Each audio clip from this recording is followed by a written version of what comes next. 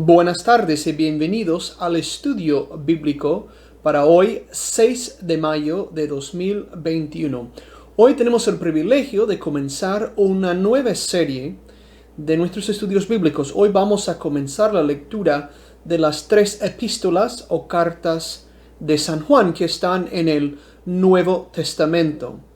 También advierto que para este estudio vamos a usar la traducción que se llama la Biblia de nuestro pueblo, o la edición latinoamericana de la traducción mejor conocida como la Biblia del Peregrino. En este estudio vamos a evaluar lo que dice San Juan en sus cartas, capítulo por capítulo. Son textos con un lenguaje un poco denso, aunque a la vez es sencillo. Y vamos a ir explorando las ideas y ver cómo esas ideas son centrales a nuestra fe como cristianos, como seguidores de Jesús. Deben como que contienen una gran sabiduría que debe informar no solo nuestra teología, pero también nuestra manera de ser, nuestra manera de vivir. Antes de abrir la lectura, vamos a orar. Oremos. Santo Dios, tú que eres nuestro Dios y nuestro Señor, que nos has amado a tal punto que enviaste a tu Hijo Jesucristo a ser nuestro Redentor. Pedimos que envíes tu Espíritu Santo sobre nosotros para que podamos ser enriquecidos con el mensaje de las cartas de Juan, para que tú nos gobiernes, para que nos dirijas en todo, y que toda nuestra reflexión en nuestro estudio sea para tu honra y tu gloria, y para el bienestar de todo tu pueblo, mediante Jesucristo nuestro Señor. Amén. El primer capítulo de la primera carta de Juan consta de 10 versículos. Vamos a ir leyéndolos párrafo por párrafo y vamos a ir comentando como hemos hecho en otros estudios. Primera carta de Juan, capítulo 1, versículo 1 en adelante. Lo que existía desde el principio, lo que hemos oído, lo que hemos visto con nuestros ojos, lo que hemos contemplado y han palpado nuestras manos, es lo que les anunciamos. La palabra de vida. La vida se manifestó, la vimos, damos testimonio y les anunciamos la vida eterna que estaba junto al Padre y se nos manifestó. Lo que vimos y oímos se lo anunciamos también a ustedes, para que compartan nuestra vida, como nosotros la compartimos con el Padre y con su Hijo Jesucristo. Les escribimos esto para que la alegría de ustedes sea completa. Esos son los primeros 4 versículos del capítulo y de la carta. Este párrafo es muy importante para entender todo ese cuerpo de toda esa obra que son las cartas de San Juan. A diferencia de San Pablo, San Juan no comienza esta carta con una dedicatoria ni diciendo escribe el apóstol tal a la comunidad tal, sino que tiene esa introducción muy dramática, esta apertura, sí, muy dramática la palabra, y muy parecida a lo que es el principio, el prefacio, podemos decir, del Evangelio según San Juan. Y gran manera, por eso se cree que sí, se puede afirmar que el Evangelio de Juan y las cartas de Juan tienen el mismo origen, es decir, tienen el mismo autor, o por lo menos vienen de la misma comunidad en que la fe cristiana se había practicado de una manera quizás muy particular. Llamamos a veces a las comunidades joánicas o juaninas. Podemos hablar un poco más de eso al entrar en la carta, pero ese enfoque tan diferente a lo que vemos en otras cartas, en otros textos bíblicos, es realmente lo que llama la atención. Y el autor quiso que nos llamara la atención porque lo puso al principio. Entonces, ¿qué dice? Dice que se va anunciando algo que existía en el principio o desde el principio. Y podemos pensar en Juan capítulo 1, versículo 1, que dice, en el principio ya existía la palabra. Y la palabra estaba con Dios y la palabra era Dios. Aquí está hablando de lo que existía en el principio. ¿Y qué era? Pues era lo que hemos visto, lo que hemos oído, lo que hemos contemplado y que han palpado nuestras manos.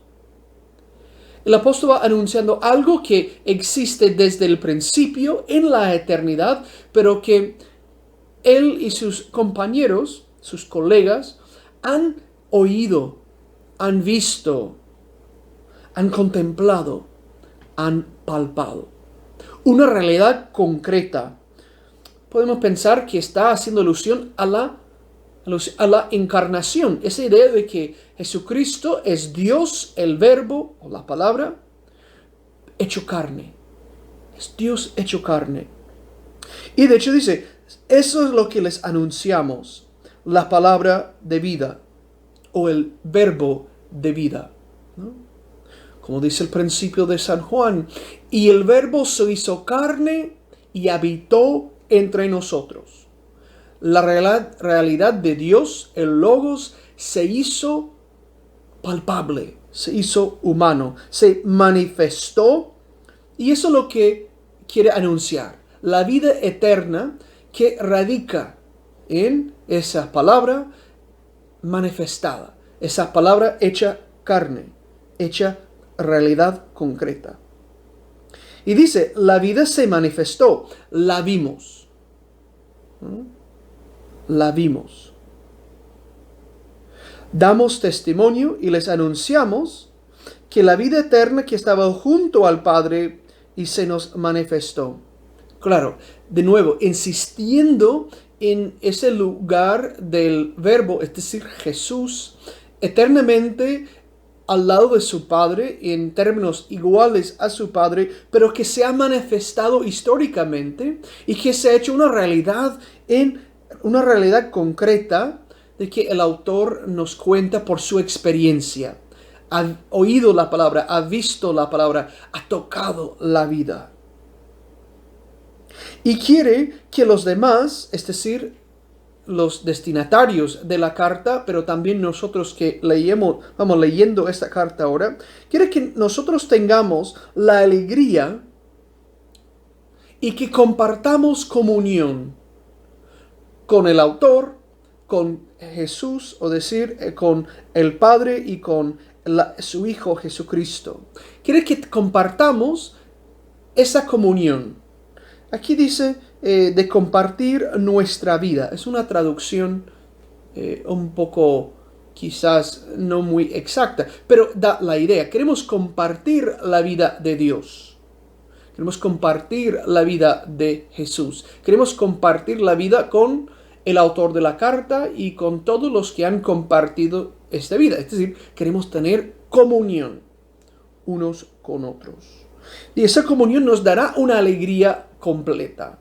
Podemos tener mucha alegría en la vida normal, tenemos alegría, tenemos momentos muy buenos, tenemos momentos de fiesta, y una alegría.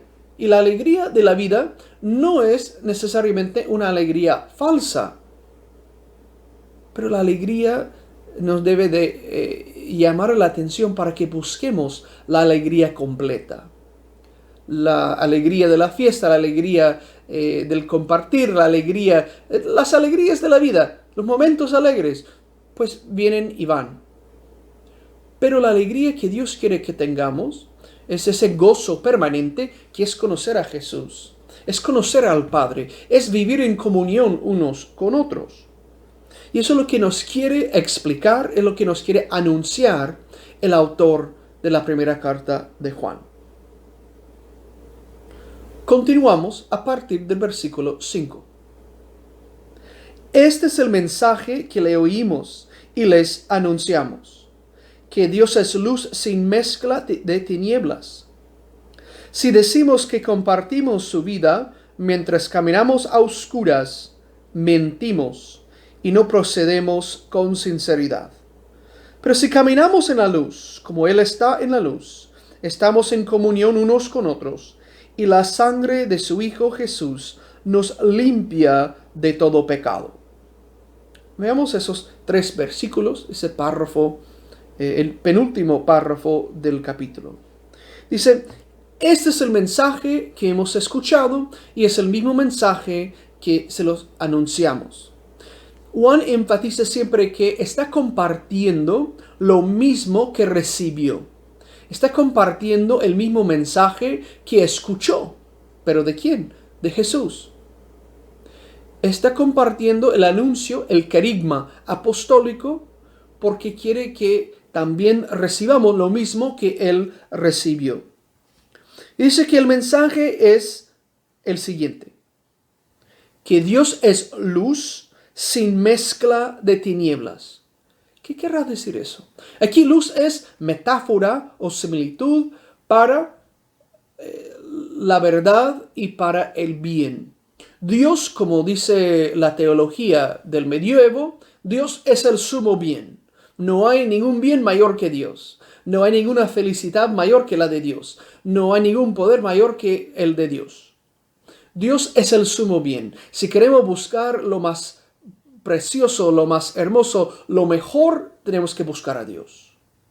Porque en Dios no hay mezclanza de bien y mal. En Dios no hay mezclanza de conocimiento e ignorancia. En Dios no hay mezclanza de bondad y mezquindad. Dios es pura bondad. Dios es puro conocimiento. Dios es el sumo y el puro bien. Es la mayor de las felicidades. Es todo. Es decir, no es que Dios es una partecita aquí y una partecita allá. Es perfecto.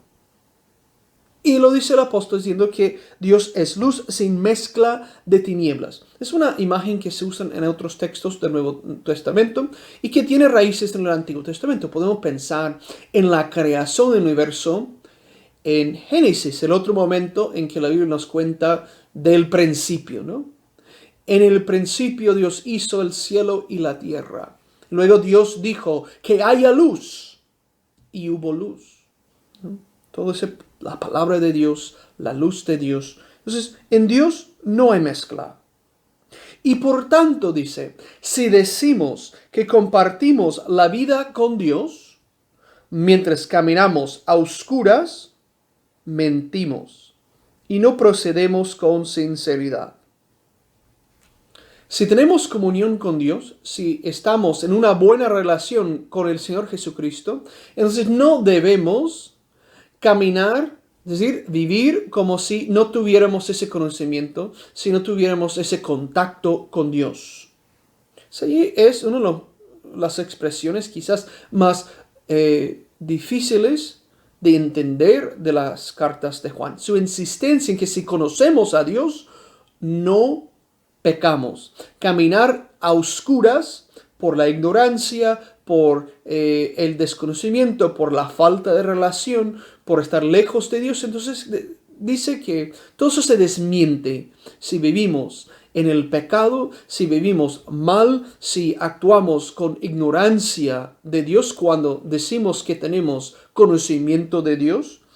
Dice, es que mentimos y no procedemos con sinceridad, ¿no?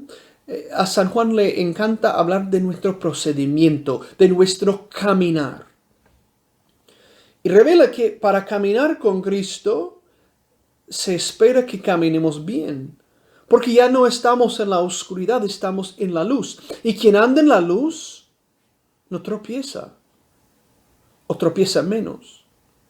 Jesús también hablaba de andar en la luz y no en la oscuridad en el Evangelio, según San Juan. Entonces dice, es importante que caminemos en la luz porque Cristo, que Dios está en la luz. Es importante que vivamos según la sabiduría de Dios porque hemos recibido ese conocimiento. Ya no estamos ignorantes. Ya no somos ignorantes de las cosas de Dios. Y si tenemos conocimiento de las cosas de Dios, debe de cambiar nuestra vida. Entonces, dice, pero si caminamos en la luz, como Él está en la luz, estamos en comunión unos con otros. Es decir, caminar con Dios resulta en que ya vamos a caminar lado a lado con otros. Es que no estamos solos. No solo vivimos yo y Jesús o Dios conmigo. No, vivimos en comunión unos con otros. Vivimos en comunidad, vivimos en sociedad. En el caso de los seguidores de Jesús, vivimos en iglesia. Tenemos una realidad comunitaria y eclesiástica. Es importante entender eclesiástica o eclesial. El cristiano que conoce a Dios no vive solo, vive en comunión, no solo con Dios, sino con otras personas. Y dice que también si caminamos en la luz, como Él está en la luz, no solo tenemos esa comunión unos con otros, pero la sangre del Hijo de Dios nos limpia de todo pecado. Entonces, seguir en el camino, seguir a la luz de Cristo, es señal o es evidencia de que Dios nos ha limpiado con la sangre de Jesús.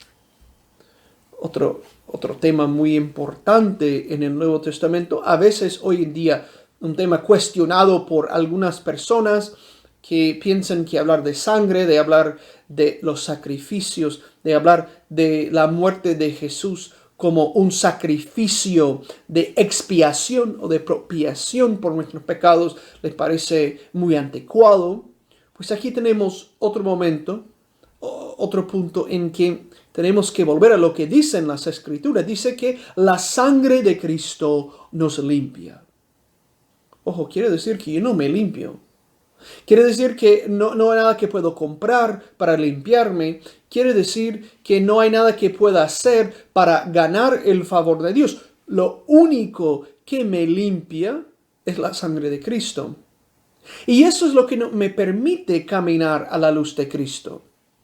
Pues caminar en la luz, como Él está en la luz, es evidencia de que la sangre de Cristo me ha limpiado, que nos ha limpiado. Y de que nos limpia de todo pecado. Los pecados que hemos cometido, y todos hemos cometido pecado, como vamos a ver en un momento, son manchas. Son cosas que nos dañan, son cosas que nos lastiman. Espiritualmente nos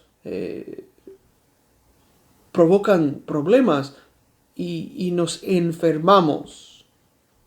Pero esa sangre de Cristo que Él voluntariamente derramó en la cruz, eso nos limpia. Eso nos da el perdón. Eso nos pone en paz con Dios. Por eso se llama expiación o propiciación, como vamos a ver en un momento. Pero es la sangre de Cristo que nos limpia. Y si hemos sido limpiados, si hemos sido lavados en la sangre del Cordero, para usar otra imagen muy del Nuevo Testamento, entonces sí podemos caminar a la luz de Cristo. Podemos vivir en plena comunión unos con otros. Eso es lo que nos permite eso. Pero sigamos. Vamos a leer del versículo 8 al versículo 10.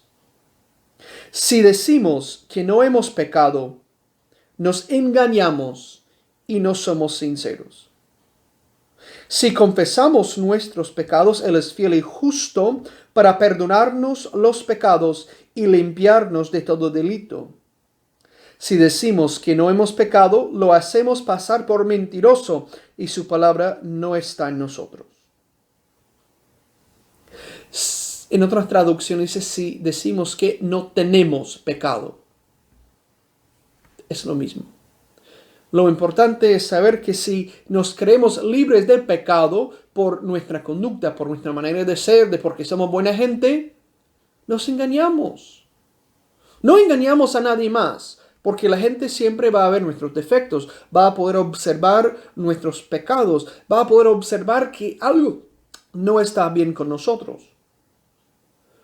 Pero es fácil engañarse a uno mismo, a creer que uno es bueno, a creer que uno es santo, a creer que yo realmente no hago nada malo. Yo no tengo pecado, yo estoy bien. Y ojo, cuando creemos eso, cuando eso es nuestra manera de pensar, nos engañamos. Dice el profeta Jeremías que no hay nada más engañoso en el mundo que el corazón humano. Y es cierto, porque desde que creamos que somos buenos, ya perdemos de vista de que necesitamos ser limpiados, necesitamos ser perdonados, necesitamos esa sangre de Cristo para que estemos limpios. Pero ahora, dice, si somos sinceros, vamos a confesar nuestros pecados, vamos a admitir que hemos fallado, vamos a buscar reconciliarnos con nuestro Padre Celestial por medio de Cristo. Y si confesamos esos pecados, Él es fiel y justo para perdonarnos los pecados y limpiarnos de todo delito. Yo siempre lo he visto curioso, ese concepto, de que si confesamos nuestros pecados, que Dios es fiel y justo para perdonarlos. Entiendo que Dios es fiel a su alianza, es fiel a su amor hacia el género humano, es fiel en su amor hacia nosotros que quiere que seamos sus hijos. Pero justo, eso sí, es algo que a veces me cuesta entender. Yo sé que Dios es justo, pero hasta diría que Dios es mejor que justo porque no tiene por qué perdonarnos si no es por su misericordia, si no es por el amor que nos tiene, porque no lo merecemos. La justicia parece que estaría al lado del castigo en cuanto al pecado. Pero dice que Dios es fiel y justo para perdonarnos cuando confesamos nuestros pecados, porque queremos rectificarnos. Entonces Dios nos da esa oportunidad de poder cambiar nuestra vida y para seguirlo más de cerca. Y claro, Él nos limpia de todos los delitos. Tenemos que entender que Dios quiere que estemos limpios y Él es el que ha dado los medios con los cuales limpiarnos de todo pecado y todo delito. Finaliza esa sección, finaliza el capítulo diciendo que si decimos que no hemos pecado, hacemos a Dios pasar por mentiroso. Es decir, uno que se cree muy bueno o que se cree muy santo o ya muy perfeccionado, muy maduro, es como que estuviera diciendo que Dios es un mentiroso. No, eso no es en serio. De que Dios dice que todos somos pecadores, eso no es tanto en serio. Es una exageración. No, ya esos son complejos de los antiguos. Yo estoy bien, usted está bien, todos estamos bien, no necesitamos ninguna redención.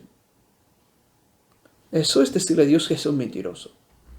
Es decirle a Dios que no necesitamos nada de Él. Y eso sí es pesado porque todos somos imperfectos, todos somos pecadores, todos hemos pecado, sin excepción. Todos, por tanto, necesitamos el perdón de Dios, necesitamos la gracia de Dios, necesitamos recibir esa restauración para que podamos vivir plenamente la comunión con el Padre y unos con otros. Se hace con la sangre de Cristo. Pero claro, requiere que entremos en razón, requiere que vivamos según la verdad, que admitamos que necesitamos la redención. Y eso es el mensaje que el apóstol dice que recibió desde el principio. Es el mensaje que oyó y que vio con sus propios oídos y sus propios ojos. Es la verdad que palparon sus manos. Podemos pensar en aquella escena tras la resurrección de Cristo que nos dibuja San Juan en el Evangelio, cuando la mano de Tomás tocó las heridas que puso la mano en el costado de Jesús y dijo, Señor mío y Dios mío. El Verbo hecho carne, el mensaje de Dios manifestado concretamente, palpable, que hablaba. que se podía escuchar, que se podía ver. Es un mensaje de San Juan que vamos a seguir aprendiendo en este estudio. Y yo quiero invitarles a que me acompañen, porque la lectura de la primera carta de Juan es emocionante y sirve para instruirnos y para motivarnos a caminar con Cristo y caminar en el amor unos con otros. Ahora sí vamos a terminar el estudio de hoy con nuestro tiempo de oración. Vamos a rezar el Padre Nuestro y pedir la bendición de Dios para todos. Oremos. Padre nuestro que estás en el cielo, santificado sea tu nombre. Venga tu reino. Hágase tu voluntad en la tierra como en el cielo. Danos hoy nuestro pan de cada día. Perdona nuestras ofensas, como también nosotros perdonamos a los que nos ofenden. No nos dejes caer en tentación y líbranos del mal. Porque tuyo es el reino, tuyo es el poder y tuya es la gloria, ahora y por siempre. Amén. Que Dios nos guarde y nos bendiga en el nombre del Padre, y del Hijo, y del Espíritu Santo. Amén. De nuevo, muchas gracias por su tiempo, y que sigamos leyendo la palabra de Dios.